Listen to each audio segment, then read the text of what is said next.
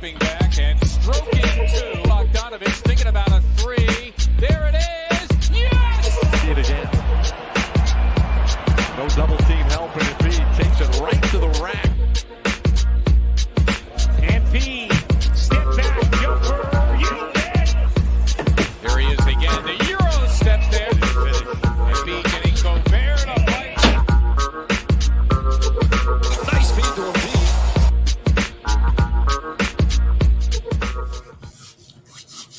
Good afternoon, everybody. It is Saturday, January 22nd. All new episode of the Feed to Embiid out this afternoon. This time, I am joined by my bearded pal, Mark Henry Jr. Mark, what is new? Well, I may have went to a Philadelphia sporting event last night that did not go too positively, but we'll get to that. It's a huge day outside of the NBA in sports. You got the NFL, college basketball, other NBA stuff going on. So I'm way too much going on today, but I've always got some time to complain about the Sixers and also to hopefully talk about some important Sixers things. There we go. So before we get started, I don't know how many people know this, but last week I was jumping into a pool in Florida, and I don't know what I did, but I think the temperature shock kind of like made me swing my head back, and I think I have whiplash. But I can only I guess this is the one time that I'll ever be able to relate to Joel Embiid and having back pain, because between him carrying the team on his back and having that back pain, and me having this pain in my neck and in my back, it is not fun. And I think Joel puts on a good face. He smiles to the camera, but it can't be fun when you're throwing behind the back passes off the floor, and they're bounce passes, and you're hitting Charlie Brown right in the sweet spot for a layup. The air ball is a layup. When Korkmaz gets a wide open three on the wing off a pick and pop, and he misses the three. Nothing. I'm sure a few things are more demoralizing than you entrusting your teammates and not reaping the benefits of doing that. Yeah, and it seems like he has put a great face on, like you said. Like every time that he's had the opportunity to complain, he has done the exact opposite. And every time he's had the opportunity to blame someone else or kind of point the finger, he doesn't do it. I mean, last night is a great example. I don't have the direct quote like you would, but someone referenced his stat line to him, and he said, "Well, I had 5 turnovers," and it's like, man, that's what you want your superstar to do. You want him to take accountability, even when it's probably not his accountability to take. So yeah, he's doing a great job, but it can't not be frustrating. Oh, for sure. And I think I forgot what the original question was, but I think the retort or the response, because sometimes you'll have within the question, you'll have a back and forth where the reporter responds to the player and pokes a little further, what have you. I think the response was but you had 36, 40, 12, and 5, whatever. And Joel immediately goes back, but I had 5 turnovers, which, given the fact that has the ball enough to get 40 points and 5 or 6 assists, you have the ball an awful lot. And so 5 turnovers is not even that egregious of a number, but still Embiid points to it, whether he believes that deep down or whether it's just saying what he thinks the fans want to hear because he's smart enough to do that. Who knows? But it was a brutal loss last night, and I think the first question that comes in that is asked is, Doc, where do you think the game was lost last night? And he goes to his team having, I believe, second unit committing turnovers and not being able to score. Well, the second unit had 2 turnovers total. The team had 7 as a team, and all 5 of the 7 came from Joel. So literally 2 guys on the team committed turnovers the entire night. So you can't that feels like an answer that is an immediate safety pin. I'm going to answer this. I don't really know if this is accurate or not, but I'm going to put it out there because whatever, it's easy to say. So if that answer was so easy to give, when he's asked what part of the loss could you attribute to coaching, he gives a different answer. And, I don't want to get into it too much. It was my question, of course. And, Doc's under fire a lot with publicly because of this. I will say this, like, I think as a human being, when you're put in a spot where your work fails or when something like that happens, and you're put on the hot seat like that, I think sometimes humans are going to have a tendency to sometimes say things where as soon as it comes out of their mouth, they're like, "Oh, I regret that." Like, so I wouldn't blame Doc if that was the case. The problem is, given his trends, in previous stops and in even in Philly, I don't know that that's not truly how he thinks about himself, which is a problem, because it begs the question of how many times in the past and how many times in the future will you fail to look inward and reflect on yourself and get better when things go bad. And it was a problem with the end of last season in the playoffs. Problem this season, obviously. Problem in seasons past. And according to Law Murray, who I think covers the Clippers for The Athletic, when the Clippers players heard the postgame or saw the postgame comments from Doc, they were happy and laughed it off. So it tells you a little something there. Not great. not great. But I'm curious as to your thoughts.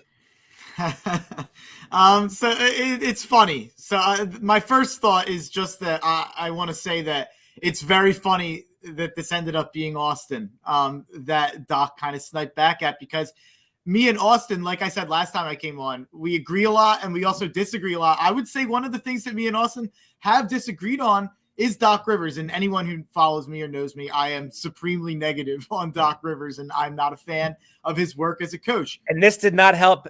That did not change until last night. No, it certainly did not. I don't think it went in the right direction after last night. No, it certainly did not. But it's funny because I think Austin has been more than fair to Doc since he has started as a Sixer, since he, since the moment he was hired. I think Austin has been more than fair to Doc, and it's shocking to me that Doc had that response when I didn't think that I thought it was a pretty innocuous question about the fact that your team blew a 24-point lead.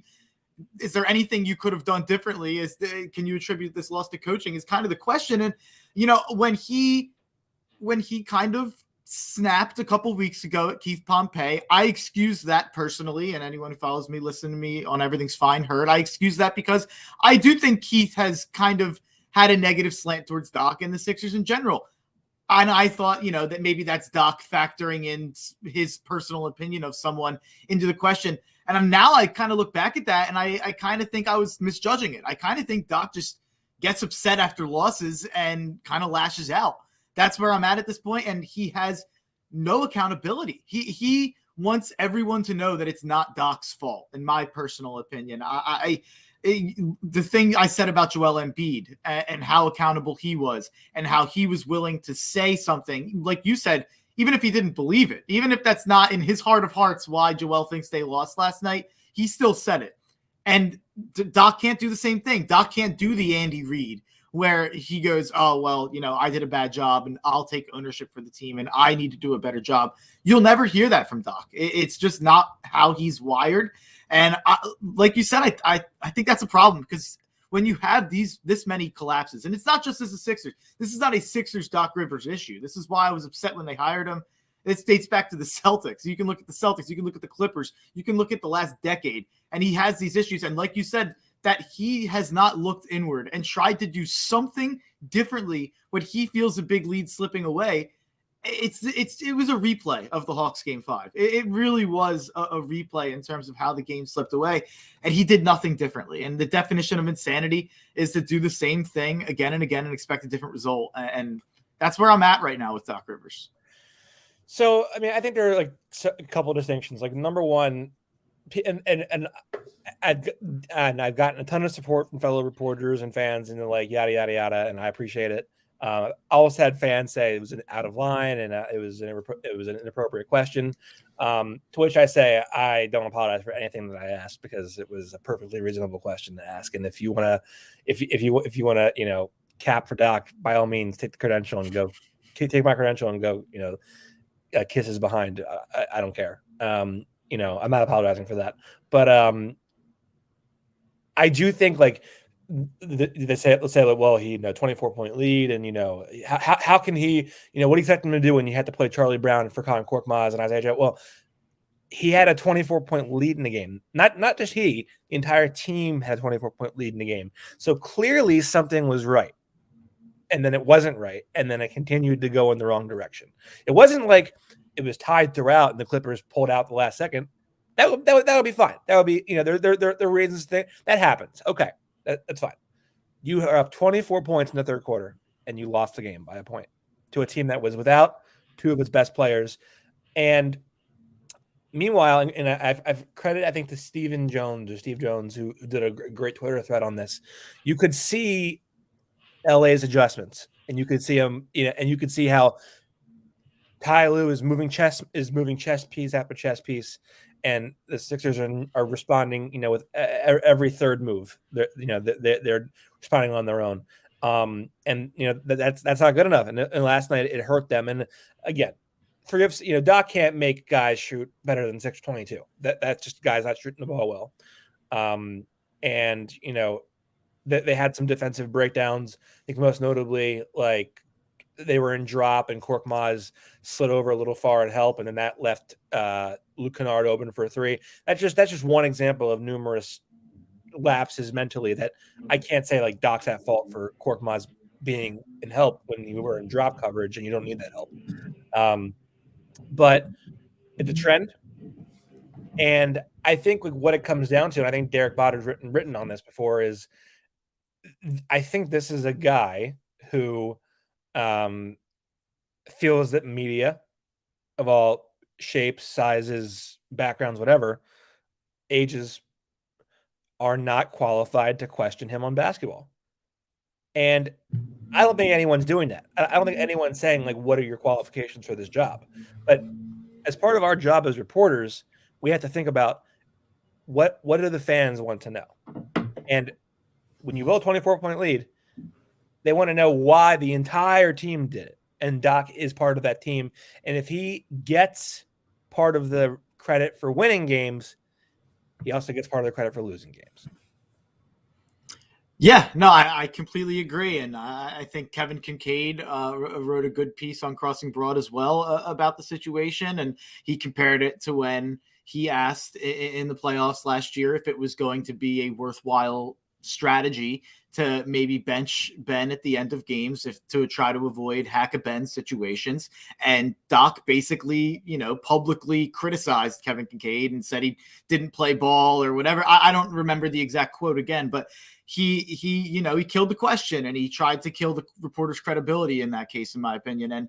And he ended up 3 days later, I think 2 games later, he benched Ben. So, and Kevin Kincaid basically said, like, so that was BS. And yeah, there's a lot of examples of that dating not just with the Sixers. Like I said, all of these issues are Doc issues dating back to the Clippers days. And you look at how those Lob City teams fell apart and how all those guys seem to feel about Doc now. And I think that the proof is in the pudding with Doc, and the fact that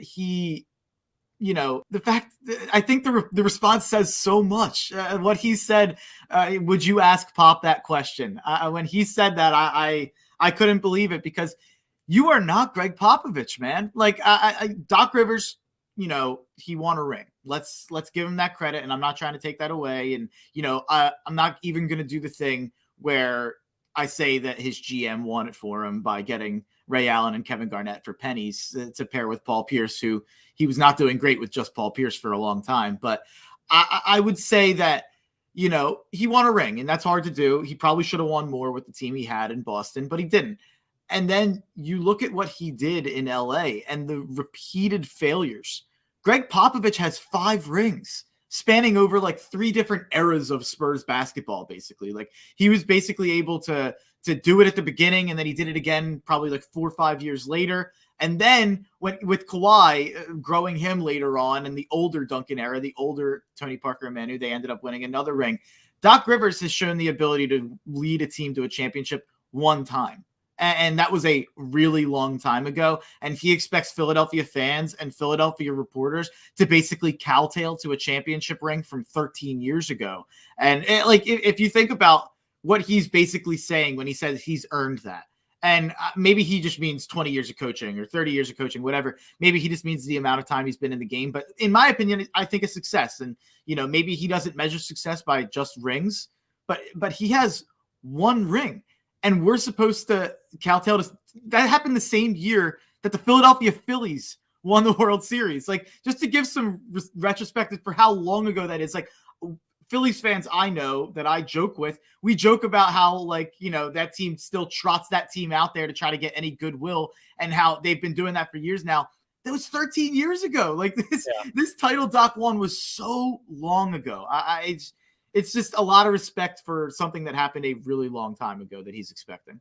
Yeah, I mean, I think part of it was like he was probably referring to his regular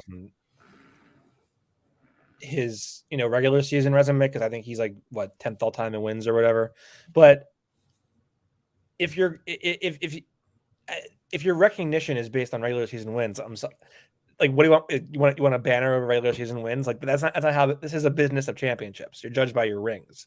And so, 5 is better than 1, but that's all I'm going to say on that matter. And, I've always said that Pop is the best coach in the league because, and really maybe in history, because he's adapted himself through various different eras of NBA basketball. He never once got stuck in, his own way of playing, or this is the way I've always coached, or this is the way that they played back when I was in playing. So this is the way we're going to play. He's adapted and adjusted and won in every era he's coached in, pretty much. So I give him a lot of credit for that, and being humble enough and being able to get through to his players enough over and over again to do that. But yeah, I mean, it's an unfortunate situation. Again, I mean, I'm not going to sit here like I'm owed an apology. I'm not like not at all. And I wouldn't expect one either. It isn't a big deal. It really isn't a big deal.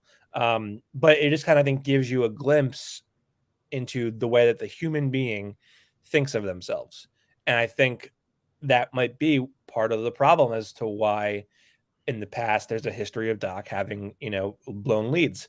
And it's not just him, it's his team, of course, but it's happened over and over again with different players. So what does that tell you? So there's that. But anyway, moving on to things that are less about me, because I don't want to make this about what happened last night. I'll learn from it.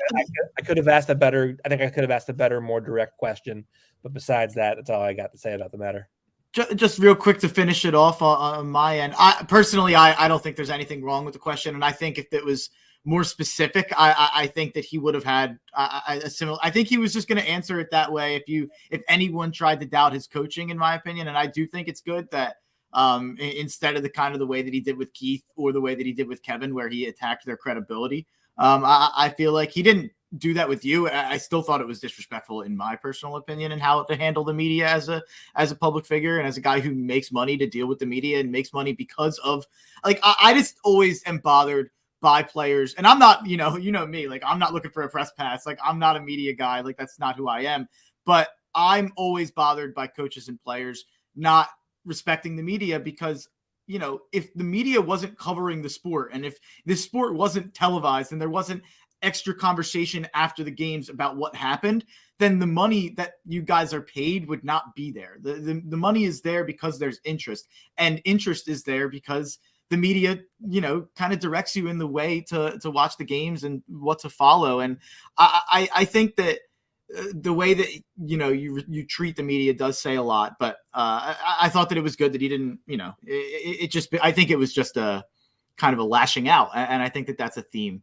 with Doc Rivers. And, hopefully we don't see another 24-point collapse during Doc's tenure here. I have a feeling we will, but the one thing I'll say is just, it's incredibly disappointing as a Sixers fan to try to think about which 24-point blown lead was more embarrassing in the last 7 months. Like that's an embarrassing thought. I actually think it was this one, by the way. Yeah. I don't even know anymore. They all blend together. The Hawks have good players, at least. Fair. Well, they had not anymore. They don't. But, yeah, that's true. But I think that the best. I'll end it here. Like the best way I can put it is as much my responsibility as a journalist covering the team to ask that question as it is his responsibility as a coach making millions of dollars to give a professional and honest response to that question. So I mean, that's all I really. That's the best way I can summarize the way that I think I feel about the situation. Couldn't agree more. But anyway, to actual basketball on this podcast, we talk about that a little bit. The Sixers are 26-19 after last night's debacle. They lost to the Wizards on Monday. They beat the lowly Magic on Wednesday. Yeah. They lose to the Clippers last night. They did beat the Heat last weekend, which was a nice win.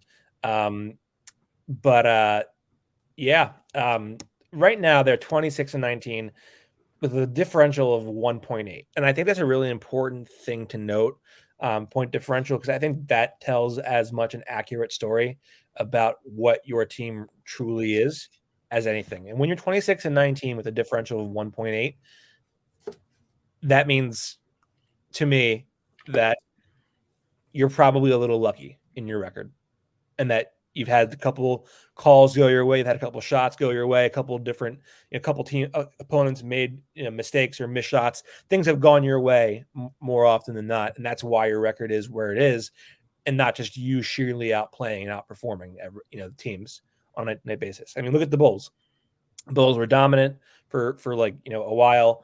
Then they're now 28-16 with a plus 2.2 point differential. People, I think, would argue that they are played above their heads for a good portion of that early schedule, and maybe now they're coming back down to earth. The Celtics have a differential of plus 1.5. They are 23-24. The Raptors plus 0.9. They're 22-21. So I think what my point here is that point differential, I think, is probably a better indicator of where your team is. And I think right now the Sixers are trending towards a team that's closer to being around 500, maybe a little better than 500, than they are being a team that has the potential to really take over the Eastern Conference and finish with a high seed. And I mean, right now they're 3 games back of the 1 seed, not bad at all. Durant's out for a while. Kyrie's availability is going to be hit or miss all season long. The Bulls are reeling. The Heat are getting better. The Bucks are underperforming. There's still a lot of time for the Sixers to come back and get into a home court advantage situation or even claim a top 3 seed. It's not out of the question they could do that. They certainly could do that. But when you have losses like last night, you have losses like you had against the Heat in Philly, you have losses like you did against the Hawks in Philly. The Charlotte loss. That they were never quite in, which I mean that happens, but they just looked like unready to play. Yeah. But there are games that you should win that you haven't won, and those add up. Flat out. I mean, if they win that Heat game in Philly, the Heat would be 28-18. Sixers would be 27-18. That's a half game difference right there. So that one loss changes where they are in the standings. And it's an 82 game season, long season, of course, as we all say over and over again. But those losses add up. Yeah, and to your point on point differential, I'll point out it says nothing. The Wizards are the perfect example. They're at a minus 1.5, and it's because if you look at their games in clutch time, I believe that they're like 18-5 in games that are decided by 5 or less points. So the Wizards have been extremely lucky. That's why they're the 9 seed. That's why they're hanging around. And I would say that the Sixers realistic record is probably closer to 24-21 instead of 26-19. But in terms of point differential, we are still 6th in the East. And like you said, there is a lot of time left, and some of these teams are vulnerable, especially Cleveland right in front of us with the injuries that they've had. I mean, they're still plugging along, but they obviously lost Sexton, Rubio, and they're really hanging on by a thread, meaning like they need everything they can get out of Garland and Mobley and Allen, and they're getting it right now. But we'll see how long that can hold on for. I think the goal for the Sixers has to be to get that 4 seed. It has to be to get at least a home court advantage in the first round and give yourself a chance to win in the first round. And that's going to be tough because Brooklyn might be vulnerable. KD might be hurt, but they're the 1 seed. And I think that speaks a lot to how good of a job they've done, when they were missing Kyrie and in the games they've missed Harden, in the games they've missed KD. It's impressive that they're the 1 seed. Chicago, they're the 2 seed. I know it's not that much differential. There's 2.5 games, but I don't think that we're catching up to Brooklyn or Milwaukee. So you really have to hope that one of Chicago or Miami fall off. I do think that they will end up passing Cleveland. But the goal has to be to try to get a home court advantage against one of those, Chicago or teams in that 4-5 matchup. This is the way I think about it, especially given Daryl's comments on the Missinelli show this week. Do you really think the Sixers care about whether they get a 4 or a 5 seed? I think right now, the way that they operate is, what are our chances of winning a title this year? Oh, it's this? Then do we really give a fuck if we're the 4 seed or the 5 seed? Answer's going to be no. They don't, because they know they don't have a chance anyway, or they know that it doesn't dramatically change their odds of winning a series. By the way, I would also add in Sixers are 10-10 at home and 16-9 away, so they might even be a better road team than home team anyway. So who really? Like what do we know? But yeah, I think the record's obviously pretty impressive, and I think this season, if anything, has taught me that it's way easier to become a good team when you have a situation where a guy isn't playing all season long, because you learn how to adapt and come together and gel into that hole that is missing in that player than you do when the guy misses 1 game. You need to figure that out. Mm-hmm. So I think the Sixers are they figured out how to win without Ben Simmons, and it's become part of their identity now, where it isn't just this, this positive stretch for them. They have a 6-game winning streak this season. They have a 7-game winning streak this season. They've done fine, I think. But you look up and down this roster, and like Charlie Brown Jr. playing 20 whatever minutes last night, missing a lot of layups. Furkan Korkmaz has given them nowhere near enough this season. I would not be surprised if he's not here after the deadline. Although, gun to my head, I think there's probably a better chance than people realize of Ben being here and Tobias not being here after deadline. Wow, that's interesting. I would be really surprised to see Tobias traded without Ben. I think just because I can't see the situation that's saying they want to buy in on Tobias without. Maybe it would be a Tobias and Matisse situation. Who knows even what they're. I'm sure Daryl is going to look into any and all possibilities. And I trust Daryl to figure out whatever he's going to figure out. But I wouldn't be surprised if there's at least a move made that makes Furkan Korkmaz a little bit less important and makes Charlie Brown and Isaiah Joe a little bit less important. And obviously Matisse and Danny being healthy would push them in the rotation, but we were still seeing Charlie Brown play at times anyway. So it's going to be interesting to see what happens. I do kind of think that there is legs to the Sacramento offer. I don't think there are a lot of legs to that. Yeah. I don't think Daryl would say on radio that, I think there's a trade possible with Sacramento without there being a trade possible with Sacramento. And I thought that it seems like, everyone's going to pick up on Daryl saying ball sack. Everyone's going to pick up on Daryl, saying the things he did about Ben and wanting him back. Everyone's going to pick up on the things that he said about there only being one reliable reporter in the city, which is obviously Austin Krell. But I thought that the most telling thing was that he was being revealing about the Sacramento thing. No one's talked about that. Everyone's talked about the interview. Like, I just listened to a national podcast talk about it. I just listened to a local podcast talk about it. No one's talking about that. He got so specific and he got very honest, and everyone's focusing on the the clickbaity parts of the interview. Right. Yeah, I mean, I was surprised by that too. I think I'll say this. I think a Sacramento deal is probably closer than Darryl would indicate. He said, these deals typically don't even come up and don't even like get within a range until the deadline. I think that was all his way of saying, like, we're ready to do a deal with you, Sacramento. You need to meet our offer. This is where we are. It's not changing. And if you want Ben Simmons, you better hurry up because we're getting close here. And I think this was really smart of him because he said, for Joel, we have to get this right, which is his way of saying to the fans, I know you want to trade. I know you're tired of hearing about Ben Simmons. I know you want the guy gone and whatnot. If the best thing for Joel, if you love Joel and you want him to win a championship here, the best thing to do is be patient and wait. That was essentially what he was saying when he said, for Joel, we had to get this right. So I don't think he has any problem waiting it out because I think that he, in his heart of hearts, he knows that whether they're a 4 seed or a 5 seed, that's probably as far as Joel can get him by himself.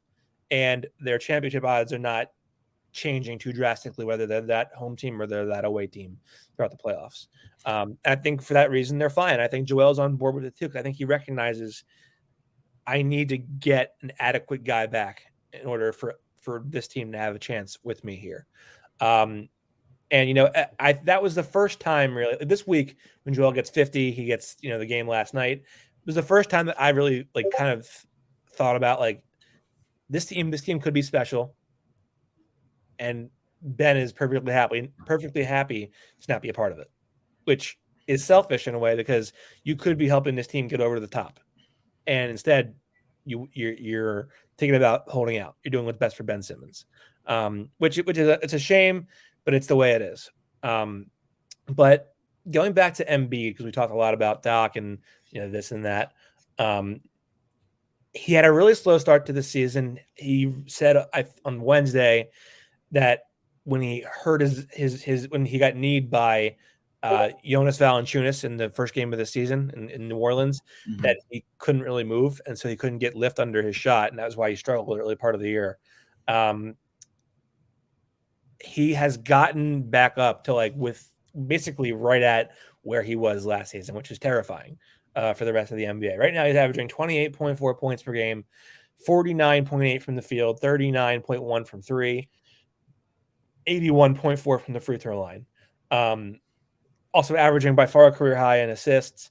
Turnovers are about, where they were the last 2 years, a little better this year, certainly better than his career average. So he's gotten better as a playmaker, but really his scoring is exactly where it was last year. And the efficiency is there too. The league's average effective field goal is 52.3. He's at 53.4. So he's blowing that out of the water. True shooting is at 61.5. League average is 55.7. So he's basically not only scoring efficiently, also shooting efficiently too, which is a major, major, major thing for him to be able to do. And I think that's why we can have the MVP conversation about Jokic and Durant and this guy or that guy. If Embiid keeps this up, I don't see how you don't give him MVP. Yeah, I can see how they won't because they don't. There's other narratives out there. Yeah, they're not going to, but I can't see how he won't deserve it if he continues this. And you said that this is the first time you really kind of sat back and considered Ben could make this team special, and obviously I'm totally there with you. But I personally don't think Ben would make this team special. But even putting that aside, for me, recently this string of Joel games, and I think it even started with the last time I came on this podcast, which was the first day that the Sacramento rumors really started to pick up steam, because we talked about Halliburton and all the different trade packages when I came on. And it really, starting with that and then these Joel string of games, it really kind of made me realize kind of the same thing Darryl said, where it's maybe it changes the bar from needing a top 25 guy to a top 40 guy, and maybe a couple other guys who fit well around Joel. Since, in Darryl's words, Joel is hoisting us into competition based on sheer, talent alone on his own. So I think that there is something to be said for the fact that I think me and you for a long time were on the same lengths of being like, it needs to be a star. And we weren't listening to kind of the Brogdon, the McCollums, even the Halliburtons back then, the De'Aaron Fox type offers back then, because we didn't think that was the piece that could put us over the top, speaking for you as well as me here. But I'm finally starting to think about offers like Halliburton with Barnes and with Buddy, and you throw Tobias in there to get off that salary. And it really does start to make me think like, you look at that rotation, you kind of write it down on paper, you look at the kind of how it fits together, and it's hard not to get excited. And it kind of makes you think like, would the Kings, if you just put Joel Embiid on the Kings, are the Kings like a 55 win team? Ooh, like a 6. I think they're probably really good. Are you saying just Joel and every other piece remains the same? Yeah, they're probably better than the Sixers are right now. Oh, for sure. I think for sure. Yeah. I mean, they're probably a 50 to 60 win team. I mean, that's the impact that he has. 100%. No, and that's my rebuttal to everyone out there that's like, oh, why are we trading for the Kings players with Ben and Tobias? If they were going to be winners, they'd be winners. And it's like, well, that is I can't stand people stand it either. But if he was going to get traded for value, he would by now. Like that's not how this works. What was true yesterday is not true today all the time. 100%. It's not a vacuum we live in here, people. It's the most annoying comment people make. Like I get you're tired of hearing about Ben Simmons. I get it. You're going to hate your life as a Sixers fan if you trade the guy for pennies and the cap for the team is second round of the playoffs. Because I got news for you. If they do that and Joel realizes that, he can easily say, I've had enough, I want out. And then you're right back where you started 8 years ago with nothing to gain from it. But my point is kind of, I think that there's a certain group of people that hear that rumor and they're like, oh, that's not good enough because those Kings players are bad on the Kings. And if you put them with Joel, we won't be over the top. And it's kind of like, have you guys seen Joel lately? Like, if you put a couple really good players who fit well and shoot threes at a high clip and at a high percentage, at a high efficiency, I don't know what the ceiling is, because I think that that's how good Joel is. And it's hard not to be intrigued by wanting to just put shooters around him.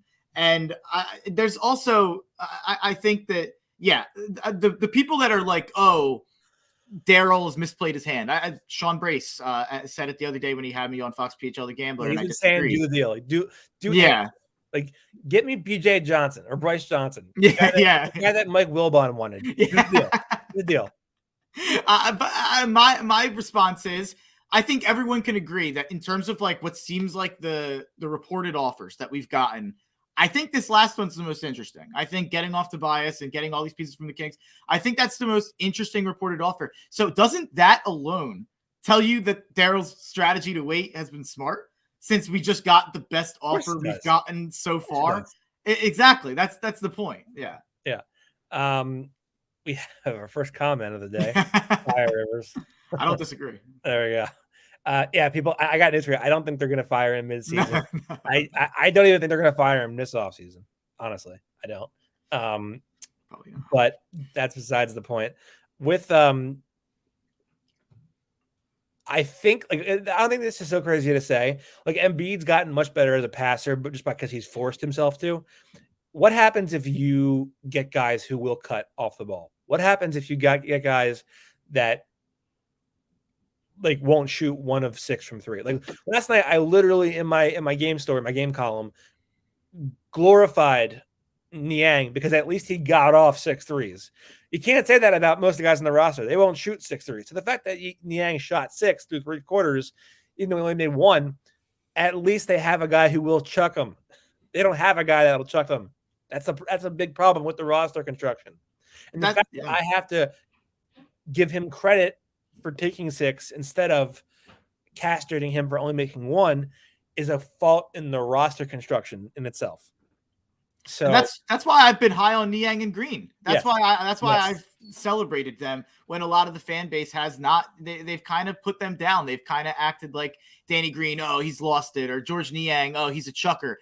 These guys are the only guys who are willing to shoot the threes. When you watch Seth Curry, who I love, pass up on open threes, when you watch Tobias Harris try to do the Carmelo Anthony game that he thinks he has and pass up on open threes, it's frustrating. And so I'm not upset when Niang takes a three in the corner when he has separation. Would I like to see a couple go down? Yeah, of course. But Niang, I didn't have a problem with how Niang played last night at all. The shots just didn't fall. Yeah, and that's like with my own dad. I'm like he's like, that Niang stinks. That Isaiah Joe stinks. And I'm Isaiah Joe needs to shoot. yeah. Well, like the thing with Isaiah Joe is this, and like people don't like always understand this, but when you're a young guy like that and you're 3 games in a row, you're out of the rotation, and the next game you're in for 18 minutes, and then you're starting the next night, and then you're out of the rotation again. You have to, as a shooter, you have to get your feet back under yourself and get your and get in the rhythm of game speed and adjust to getting your shot off in game speed. That's what happens when you have a coach who doesn't trust young guys and will give them their opportunities, intermittently. Whereas if you're a guy on a team where they're trending towards younger and they have time to develop linearly, they're going to show a progression because they're going to have time to, have bits and pieces of exposure. They're going to figure out their spot. They're going to figure out where they're comfortable, and they're going to be able to build on something. Whereas Isaiah Joe is thrust into the game after not playing for 4 weeks or 4 days, and has to play 18 minutes, and that's a lot sometimes for a young guy. That's not easy to do by any standard, and especially when your job is just to throw a small ball through a metal basket from 28 feet out or 18 feet out, with a hand in your face. That's not easy to do. And I get the whole argument for, well, you got to stay ready and whatnot. Like, sure, that's a cute, like, that's a great little story, and it's an adorable way of like glorifying, the rise from role player to being an impact player. It doesn't happen for everybody. It doesn't happen like that all the time. Sometimes you need a little bit more development, a little more growth, and a little more opportunity. So the whole judgment of did the shot go in or did it not go in is a bullshit way of looking at basketball. It's too binary. 100%. And that's why I've said time and time again that Isaiah Joe is more exciting to me as a potential rotation piece than a Charlie Brown or a Furkan Korkmaz. If Furkan's not hitting 40% of his threes, Isaiah Joe is a lot more. He's not hitting 30% of his threes. No, he's not, and that's why I don't want to see him play. And that I've been a bigger Furkan apologist than anyone, because he was someone I probably apologized for far too long, because he was a willing 3-point shooter on a team that didn't have them. So I can admit that I was probably a little too positive on Furkan for a long time, just because, for the same reason I probably am too positive on Niang now. Like, I like these guys that are at least confident enough and willing enough to shoot threes. Furkan's not coming close at this point to even hitting the threes. That's why it's not just like it's not a make or miss thing with him. It doesn't look good, and it's sloppy. He was really bad last night, and he was truly, truly terrible last night. And so was Charlie Brown. I know Charlie Brown was a +20, and I actually think he played good defense, and he's an NBA defender. He's an NBA athlete. The lack of awareness on offense and the inability to make a layup at a wide open layup it's disqualifying in my opinion from being an NBA player. Yeah, there's a certain standard that you have to have. Like, you can't compare Matisse Thybulle to Ben Simmons in terms of their development as jump shooters, because one has set a standard of play where without shooting a jump shot you can get to a certain ceiling that's pretty damn good.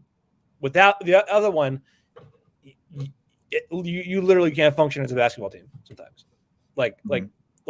So that's why you can't compare them, regardless of their jump shooting.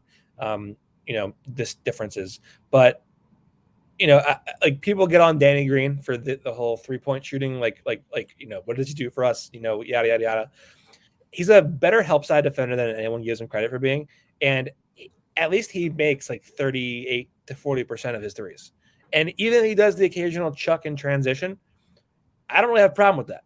because at least you have somebody who's willing to put pressure on your defense to step up. And I mean, like, I don't want to basically overblow the value of a guy making one shot, but if you have somebody who is so high on themselves as a shooter, if you shoot enough shots, the help defense is going to pay that guy attention, because even if he's not hitting them, he's confident enough in himself to take the shots.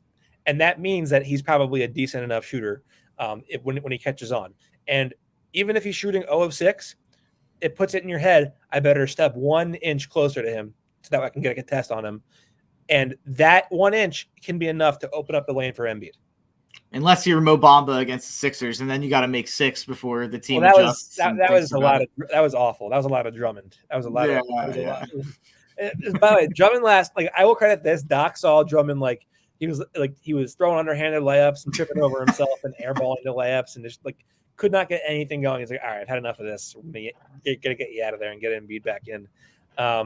But yeah, let's go. So last night, I felt like they ran a lot of pick and roll with Maxey, but I still don't feel like they use him enough in the right the right role. Like, he's so much faster than everybody. And by the way, before we go any further on Maxey, there's a problem with Tobias when he has Luke Kennard on an isolation and can't blow by Luke Kennard. He had him on an isolation in the wing in the first quarter to close out the quarter, and he was jabbing, and then he's like, I'm going to take your 2 dribbles left, come back right, and try to blow by, and he couldn't, and he settled for a fadeaway jumper. So that right there tells me that something is probably not right with Tobias. I roomed with a Pistons fan. It's just it's funny to say this. I roomed with a Pistons fan in college, a diehard Pistons fan. It's really funny. And he blogged for a Fansided or something. And to think about the fact that he was I think at the same time getting excited about Tobias Harris and Luke Kennard as a part of the Pistons' future. And then last night Tobias couldn't beat Luke Kennard off the dribble. But Tobias Harris is in a funk. And honestly, that was the best Tobias Harris game I've seen in a long time. Right? We were saying that in the press room after the game. I turned around to Kyle and I said, it's a shame that they wasted a 20-point night from Tobias when he actually played some pretty good, decent defense. He was mostly fine last night, I felt. And he actually ran the zone offense pretty well.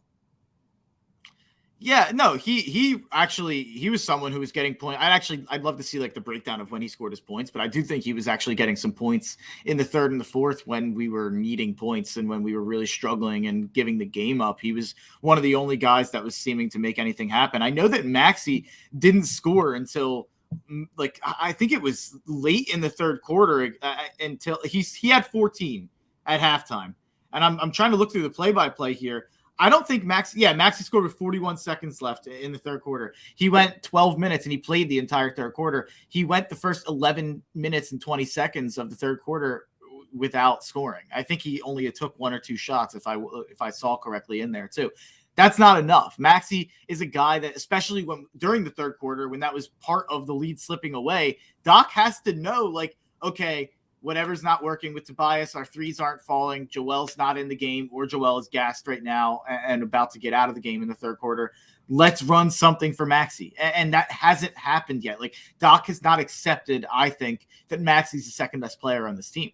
And I think the sooner that happens, the more the team's offense will struggle less in situations like this, because Maxey is instant offense. And I know that we've seen that a lot without Joel on the floor. It seems like Maxey's best minutes that we've ever seen have been with the bench unit and have been with Drummond, surprisingly.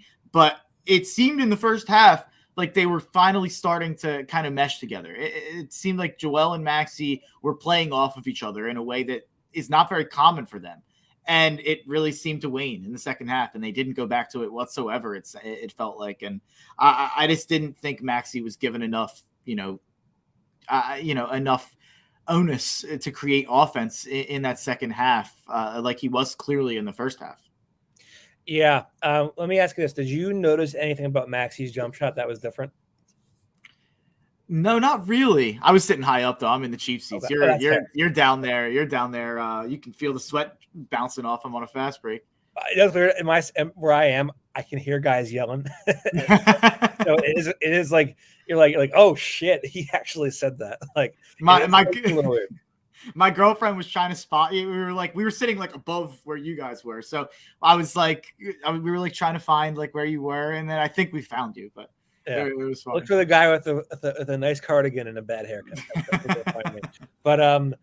But I noticed this last night, and it worries me a little bit. Like when he's grown so much as a shooter, and he was getting into the middle of the lane, and then he felt like the pressure of a bigger defender on him. He was rising up for jumpers, but he was releasing it on the way up instead of at the top of his jump, which is a deviation from his regular mechanics. Usually, he releases on he gets to the height of his jump and he gets it off. He was releasing it on the way up so as to avoid getting blocked, and I don't have a problem with that, but you don't want to see him rushing his mechanics on other shots around the court either. So if it helps him get shots off, fine. If it's something that, he can adjust away from doing it when he's not under pressure like that, great. But you don't want him altering his entire shot mechanic in a bad way to get shots off in the faces of defense. Yeah, I would definitely defer to you on shot mechanics. You definitely, I feel like you do a pretty good job breaking that down. But I think that I would want him to do whatever he's been doing before this. So if you're saying this was like a deviation in what he's been doing this season, then that's terrible news, because honestly, and we talked about this before, you had made I forget who you compared Maxey to, either in his rookie season or after his rookie season. And I pushed back because I was like, I don't think his jump shooting will ever get to that level. And I'm as high on Maxey as anyone. So for me, where he's at jump shooting, I don't know exactly what is he, 35%, somewhere around there from three right now, or Maxey? Yeah. I think he's like 40%.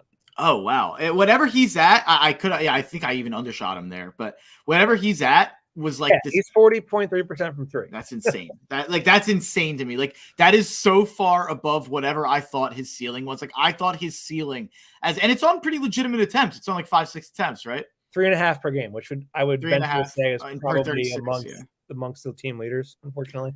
Yeah. But I never thought he'd get to this in terms of a percentage. Like, I thought his cap was a 35, 36, 37% 3-point shooter. So I want him doing whatever he's been doing to get to a 40% from three clip. And it's impressive. I'll tell you the most encouraging thing for me about Maxey's progression as a shooter, or as just like a player in general. Last season, his free throw rate was 16.3%, and the average was 24.7 for the league. This year, he's at 23.4 as a free throw rate, and the league average is 23.9. So that's damn great. It means he's getting to the line. He's carving defenses up. He's figuring out how to basically forge and play through contact, which is huge for a speedy guard his size. That's how he's going to make a lot of money in the NBA is getting guys to foul out, getting guys out of games with early fouls, and taking advantage of lesser defenders. And so that free throw rate is a huge growth in his game. But I would like to caution him that, altering your mechanics to get shots off in the face of guys is fine. Just if it's not working, don't let it bleed into the rest of your shooting, because that's when you have a problem where you have to rebuild some shots. Yeah. Just one throwaway comment here while we're on shot mechanics. I was watching Sixers first round pick Jaden Springer pretty closely last night in shoot around. It's a long wind up for him. It's a long wind. Wow. But that looks worse than it looked at Tennessee, in my opinion. I think it looks way worse. I remember thinking like he has a really nice mid range mechanic. Like it looks very fluid and comfortable from the mid range. But the problem that I see with him is like he catches it, he dips it below his waist, and then brings it up to rise into the shot, which you're going to get blocked in the NBA a lot. You have to do that every time. So that's kind of strange. But we'll see what the future holds for him. Mark, any parting shots? No, nothing really. The one thing I had on Maxey there is just he needs reputation. I think that free throw rate is directly tied with reputation. Like, I think that free throw rate is going to skyrocket in year 3, year 4 when people accept him as a 20+ potential point per game scorer, and he starts getting that respect around the league. The one thing that I think would take him from like a guy that has a couple All-Star appearances to a guy that's going to be like a perennial All-Star is if he can find a way to add some explosion in his athleticism and like where like he can like sky up and get over anybody. That's going to be where you're going to see a different player because he's crafty enough around the rim where if he can just soar through the sky and get around everybody and find ways to score over bigger guys, he's going to dominate. Yeah, and hope he's with Clutch, so hopefully LeBron takes him under his wing, gives him some HGH, and no, I'm joking. By the way, I'm a LeBron guy. That's literally I can't believe I even said that. That's like my friends and I joke about that as a complete joke. By the way, I think everyone like take HGH. It's great. Yeah. Why not? Like MLB steroids, like in my opinion, they should all still be doing them if they want to do them. Let them all in the Hall of Fame. You should be fine for not doing them. Yeah, seriously. Yeah. HGH, who cares? Like I don't. Kobe Bryant. I'm not gonna speak ill of him at all. Let's not pretend like blood spinning in Germany is not like anything different than HGH. Like I think there was probably some funny business going on there, but no, I'm joking. But Maxey with Clutch, you'd hope that they would help him kind of develop some more explosiveness, and I have full faith. And the article that came out about Maxey, just to touch on that before I'm out of here, that article I think CJ Holmes wrote it yesterday, and Rich Hoffman, Rich Hoffman as well, yeah. And they, the stuff you read in there about Maxey is like that's everything you want to read about a player that's developing in your system, and he seems to be everything you'd want him to be. What's funny is I saw that yesterday. I was trying to plan out my own profile of Tyrese, and I just couldn't. I couldn't get around to thinking about it enough to figure out the angle I wanted to go with. So when they did it, I was like, "That's what you get for being slow." Anyway, Mark Henry Jr. You can add his Twitter handle. No, it's Mark Henry Jr. _ his Twitter handle from Pick Central. He is a draft guru for our very own The Painted Lions and Fox PHL Gambler. Follow him on Twitter. Mark, tell us about some gambling stuff that you do. Yeah, I did the Tough Cover podcast today. I had like I think the most bets I ever did on a podcast. Huge card today. If you're an NFL fan, bet the Bengals and the Niners today. The dogs are barking, underdogs. Oh, I like it. You know what? With my bad neck, I might get the heating pad and just lay in bed. Yeah, and watch that. And if you want an NBA bet, Oklahoma City Thunder. Team total over 78 or 78 over 97.5. If you want an NBA bet that you're going to regret the moment you hit it, you hit send on it. It's betting the Sixers in any fashion. Oh, dude, I had Joel over 30.5 parlayed with Sixers money line last night. Joel hits the 30, or Joel has 29 with like whatever left in the third, up 24. I'm thinking all I need is a bucket and we're home free. But I underestimated Sixers' ability to blow a game. In the fourth quarter, did you know I'm not going to cash it out unless? Oh, you knew as soon as they were within 4, and it kept switching, but they kept being within 4. Either they would get within 2 and we'd score, they would get within 6 and then they'd score again. It kept being like they were down 4, and then incrementally they ended up taking the lead. That was as soon as they got down 4, I was like, oh no. Like this is too familiar. I was in the building for Game 5. Like this feels the same. You got PTSD. Oh, yeah. Oh man. All right, Mark. Thanks for hopping on, buddy, and we'll catch you later. Of course, anytime. Yeah.